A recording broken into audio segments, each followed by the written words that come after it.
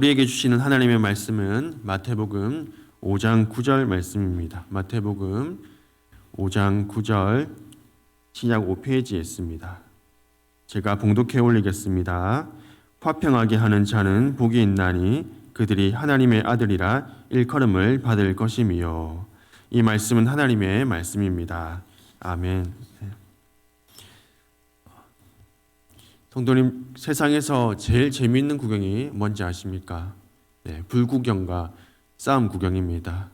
물론 자기가 당사자가 되지 않았을 때 재미있는 일입니다. 불이 났는데, 큰 불이 나서 구경을 하러 갔는데 자기 집이라면 이것보다 끔찍한 일이 없습니다. 싸움도 마찬가지입니다. 남이 싸우면 참 재미있는 볼거리지만 당사자가 되면 이보다 더 괴로운 일이 없습니다. 특별히 가족이나 직장 동료, 교우 간에 이런 다툼이 있다면, 자주 마주해야만 하는 사람 가운데 싸움이 있다면 자기 집에 불이 난 것보다 더 괴로울 수도 있습니다. 우리의 삶에는 갈등과 다툼이 끊이지 않습니다. 가족, 친구, 이웃, 심지어 교회 안에서도 우리는 서로를 이해하지 못하고 다투는 모습을 보곤 합니다. 그러나 예수님께서는 갈등과 분열의 한가운데서 오늘 이렇게 말씀하셨습니다. 화평하게 하는 자는 복이 있나니 그들이 하나님의 아들이라 일컬음을 받을 것이며. 예수님께서 화평을 단순한 삶의 덕목이 아니라 하나님의 아들이 되는 복된 길이라고 제시하셨습니다. 오늘 우리는 예수님의 가르침을 통해서 화평을 이룬 삶이 왜 중요한지, 또 우리가 왜 그 삶을 소망하고 살아가야 하는지 함께 살펴보고자 합니다. 성도님들은 화평, 평화라고 얘기할 수도 있습니다. 화평을 무엇이라 생각하십니까? 많은 사람은 화평을 갈등이 없고 싸움이 없는, 다툼이 없는 상태를 화평이라 말할 것입니다. 그렇다면 과연 다툼이 없다고 해서 진정한 화평이라고 우리가 또 얘기할 수 있을까요? 어느 한 부부가 있습니다. 갈등도 없고 다툼도 없습니다. 그런데 서로에 대한 관심과 또 사랑도 없습니다. 과연 이 부부는 화평하다고 말할 수 있을까요? 당연히 그렇게 얘기할 수 없을 겁니다. 성경에서 말하는 화평은 그저 갈등이 없는 상태, 다툼이 없는 상태를 말하지 않습니다. 성경이 말하는 진정한 화평은 싸움을 멈추는 것이 아니라 깨진 관계를 회복하고 또 사랑과 용서로 바른 관계를 이루어 나가는 것이 바로 화평입니다. 그리고 그 화평을 가장 잘 보여주는 것이 바로 예수님의 십자가 사건입니다. 에베소서 2장 14절은 이렇게 말하고 있습니다. 그는 우리의 화평이신지라 둘로 하나를 만드사 원수된 것 곧 중간에 막힌 담을 자기 육체로 허시고. 예수님은 십자가에서 자신의 생명을 내어주심으로 하나님과 우리 사이에 막힌 담을 허무셨습니다. 하나님과 우리 사이 제가 만들어낸 그 벽, 견고한 벽을 예수님께서 부셔버리시고 바른 관계를 이루어 주셨습니다.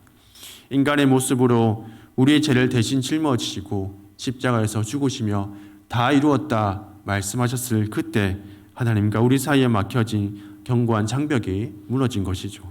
이제 하나님과 우리는 원수가 아니라 친구가 되었습니다. 그래서 예수님은 우리의 구원자일 뿐 아니라 화평 그 자체가 되십니다. 여기에 우리가 화평을 이루어야 할 이유가 있습니다. 내가 겪어야 할 괴로움, 애통과 슬픔과 저주가 위치해야 할 그 자리에 도리어 예수님께서 화평을 채워주셨습니다. 그분은 우리가 짊어져야 할 모든 죄의 더러움을 다 짊어지시고 우리에게 평화를 주셨습니다. 세상 가운데 갈등이 있고 다툼이 있고 애통과 슬픔과 저주가 여전히 남아있다면 예수님은 그곳에 자신이 있기를 원하실 것입니다. 예수님께서는 성령님이 내주하는 성도를 통해서 갈등이 있는 모든 곳에 화평을 이루고 싶어 하십니다. 그래서 그분을 따르는 성도는 어느 곳에서든지 예수님 그분의 길을 따라 화평을 이루어야 합니다. 어디서든지 십자가로 화평을 이루길 원하시는 그 예수님의 마음을 받아서 우리는 있는 그곳에서 화평을 이루어야 합니다. 그것이 성도에게 주어진 사명입니다. 그렇다면 우리가 어떻게 화평을 이룰 수 있을까요?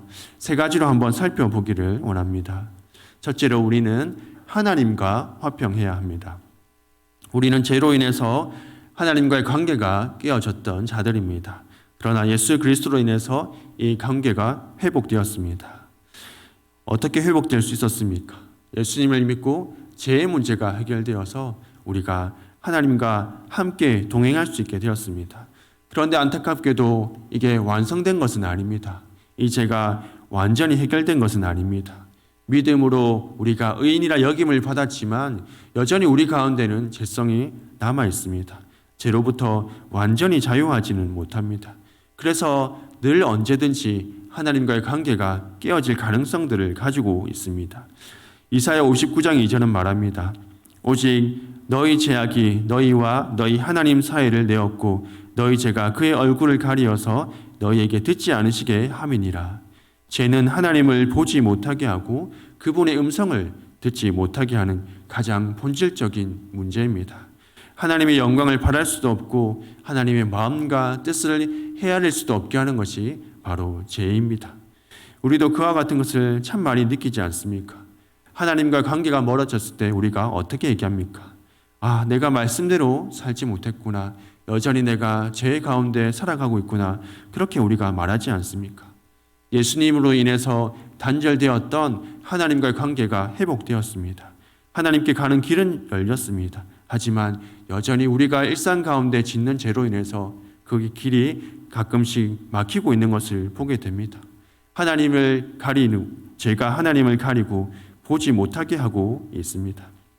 다윗이 밧세바와 죄를 범한 후 기록한 시편 51편을 보면 이런 부분을 잘 확인할 수 있습니다. 다윗은 하나님 앞에 자신의 죄를 회개합니다. 상한 심령, 상하고 통회하는 마음으로 하나님 앞에 긍휼을 구하면서 다윗이 이런 말을 합니다. 나를 주 앞에서 쫓아내지 마시며 주의 성령을 내게서 거두지 마소서라고 그렇게 얘기합니다.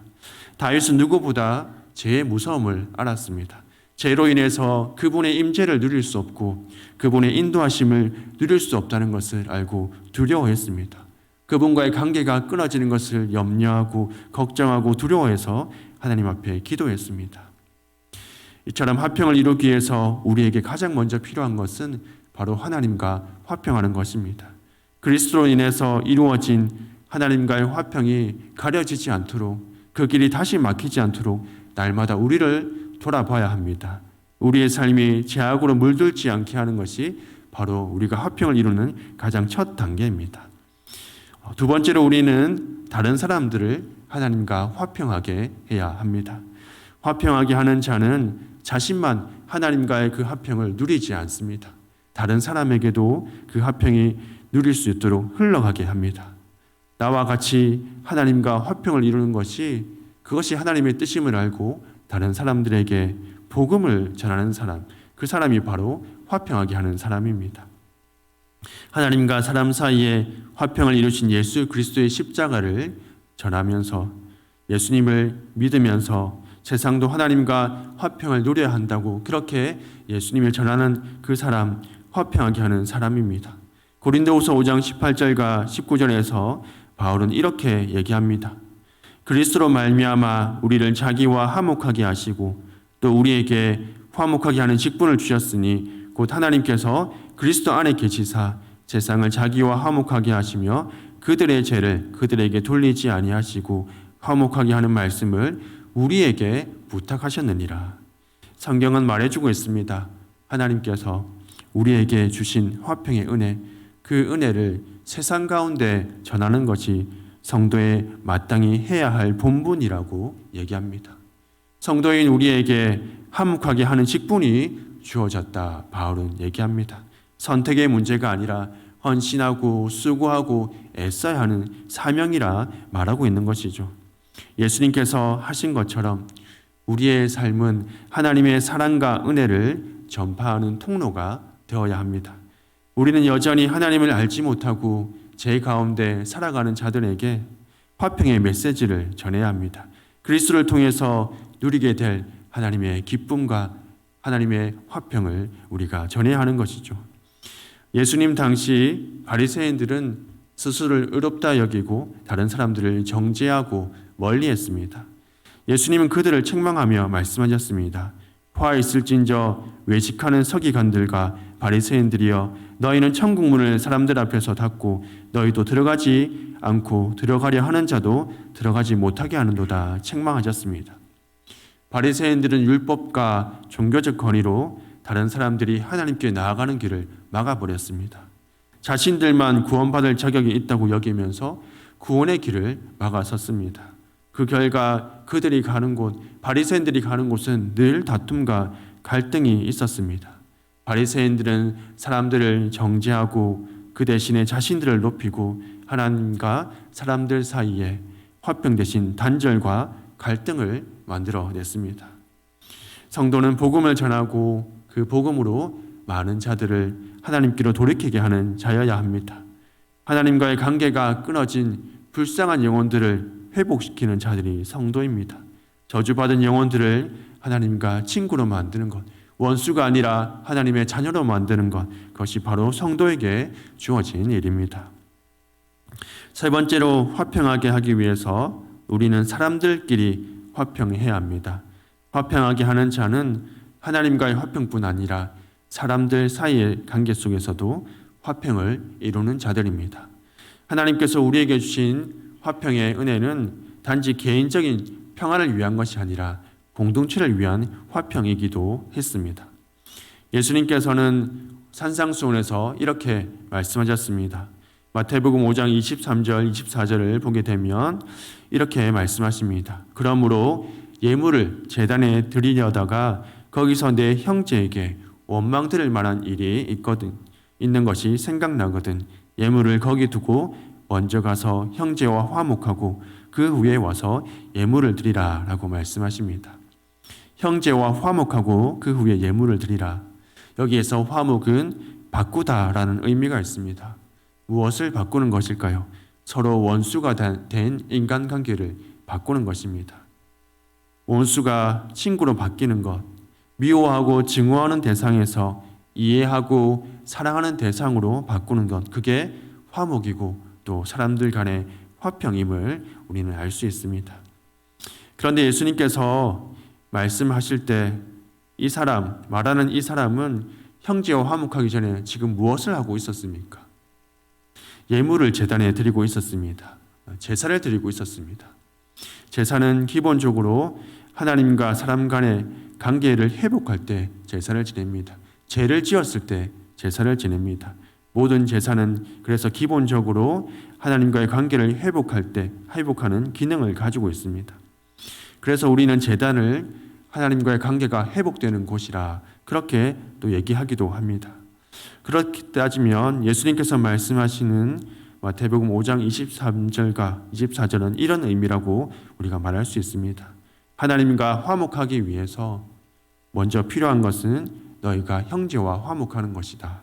마땅히 사랑해야 할 형제 간에도 화평을 이루지 못한다면 하나님도 너희의 제사를 받지 않을 것이다. 하나님도 너희와 화평을 이루지 않을 것이다 라고 예수님께서 마태복음 5장을 통해서 말씀하신 것입니다. 예수님의 말씀은 우리가 다른 사람들과 화평을 이루는 것이 단순히 도덕적 의무가 아니라 하나님과의 관계를 회복하고 하나님과 화평을 이루기 위한 선행되어야 할 과제임을 우리에게 일깨워 주셨습니다. 로마서 12장 18절에 사도 바울도 사람 간의 화평에 대해서 이렇게 성도에게 권면하는 것을 보게 됩니다. 할 수 있거든 너희로서는 모든 사람과 더불어 화목하라. 할 수 있거든 모든 사람과 더불어 화목하라. 이 표현을 우리가 오해하기 쉽습니다. 할 수 있거든 이라는 표현이 너희가 가능하면 모든 사람과 화목하도록 노력해라 이렇게 들릴 수 있습니다. 그런데 그런 의미가 아닙니다. 이 말의 의미는 너희가 아무리 노력한다 하더라도 화평을 이루기 위해서 너희가 애쓴다 하더라도 사람들 안에 있는 그 죄성 때문에 너희가 원하는 대로 화평을 이루기는 힘들 것이다. 그러나 너희는 최선을 다하고 힘을 다하여 화평을 이루기를 애써라 하는 그런 의미입니다. 모든 사람, 믿는 자뿐 아니라 믿지 않는 자들, 우리가 관계하는 모든 사람들, 그 사람들과 화목을 이루기 위해 최선을 다하라고 바울이 성도에게 권면하고 있습니다. 그게 성도의 또 마땅히 해야 할 바임을 알려주고 있는 것이죠. 이렇게 우리는 화평이 무엇인지, 또 왜 우리가 화평을 이루어야 할지, 또 어떻게 화평을 이룰 수 있을지에 대해서 간단하게 살펴보았습니다. 이제 이 일을 통해서 우리가 누릴 수 있는 것을 잠깐 보려고 합니다. 우리 본문을 오늘 5장 9절을 한 번 더 읽어보겠습니다. 함께 읽겠습니다. 화평하게 하는 자는 복이 있나니 그들의 하나님의 아들이라 일컬음을 받을 것이며. 예수님은 화평을 이룬 자가 어떤 복을 받을 것이라고 말씀하십니까? 하나님의 아들이라 일컬음을 받을 것이다 얘기합니다. 왜 이것이 복이 될 수 있을까요? 바로 이것이 예수님을 드러내고 그분과 연합하는 일이기 때문입니다. 예수님께서 하나님의 아들로서 십자가에서 죽으실 때 그분은 화평을 이루셨습니다. 예수님은 자신의 생명을 내어주심으로 하나님과 우리 사이에 막힌 담을 허무셨습니다. 또 그뿐 아니라 사람과 사람의 담도 허무셨습니다. 이방인과 유대인의 사이에 담도 허물 뿐 아니라 적대감을 가지고 있는 모든 사람의 그 담을 허무셨습니다. 그분은 하나님과의 화평뿐 아니라 온 인류를 위한 화평이기도 하신 분이었습니다. 만약 우리가 그분과 같이 우리 삶 가운데서 화평을 이루어가며 산다면 우리는 그분의 가장 위대한 십자가의 일을 동참하는 것이 됩니다. 화평을 이루어가는 삶을 통해서 그분의 위대함을 드러내고 우리가 그분과 연합하여 살아간다는 것을 드러내게 됩니다. 그것이 바로 예수님과 같이 하나님의 아들이라 일컬음을 받는 것입니다. 그분과 함께 그분이 이루신 화평을 함께 이루어가며 하나님의 아들로서 이겨지는 것, 그것만큼 복된 것이 성도에게 있겠습니까? 그분과 함께 영광을 받을 수 있다는 것, 그분과 함께 십자가에 동참할 수 있다는 것, 그것보다 영광스러운 것이 있겠습니까? 화평을 이루신 주님의 길을 뒤따라가는 제자로서의 가장 값진 이름이 바로 하나님의 아들이라 불리는 것입니다. 사랑하는 성도님, 이제 우리의 삶을 잠깐 돌아보았으면 좋겠습니다. 우리는 예수님의 제자라고 고백하면서도, 신앙생활 한다고 성도라고 얘기하면서도 우리는 화평을 이루기보다 갈등을 만들어내고 또 다툼 속에 살아왔습니다. 우리 마음이 가는 대로 행동하고 우리가 서로를 위해서 인내하지 못하고 마음과 또 그 심령 가운데 원망을 품었을 때가 얼마나 많이 있습니까? 이제 그 모습들을 하나님 앞에 다 내려놓기를 원합니다. 우리의 연약함과 이기심을 인정하고 화평을 이루지 못했던 과거의 삶을 애통하며 회개하기를 소망합니다. 그렇다고 해서 너무 자책하거나 슬퍼할 이유는 없습니다. 예수님께서 그런 우리의 연약함을 다 아시고 십자가에서 이미 모든 죄와 갈등을 대신 짊어지시고 죽으셨기 때문입니다. 우리는 그 예수님을 믿고 다시 화평하고자 우리의 삶을 결단하면 됩니다. 하나님은 우리가 단지 좋은 사람이 되는 것을 원하지 않으십니다. 그분은 우리가 하나님의 아들이 되는 그 복된 자리에 있기를 원하십니다. 예수님께서 걸어가셨던 그 길을 따라가며 그분과 연합하며 그분이 이루신 화평을 이루며 사는 것, 그것이 성도에게서 복입니다. 우리가 다른 복이 아니라 예수 그리스도의 십자가에 동참하는 것, 그것이 우리에게 복임을 오늘 우리가 기억하기 원합니다. 그분의 은혜를 힘입어 갈등과 다툼의 자리에 사랑과 용서를 심고 화평의 복음을 전하며 살아가시기를 축복합니다. 오늘도 내일도 또 우리의 일생 화평을 이루며 하나님의 아들로 살아가는 성도님들 되시기를 사랑의 마음을 담아 간절히 축복합니다. 이 시간 우리 함께 말씀을 놓고 기도하기 원합니다.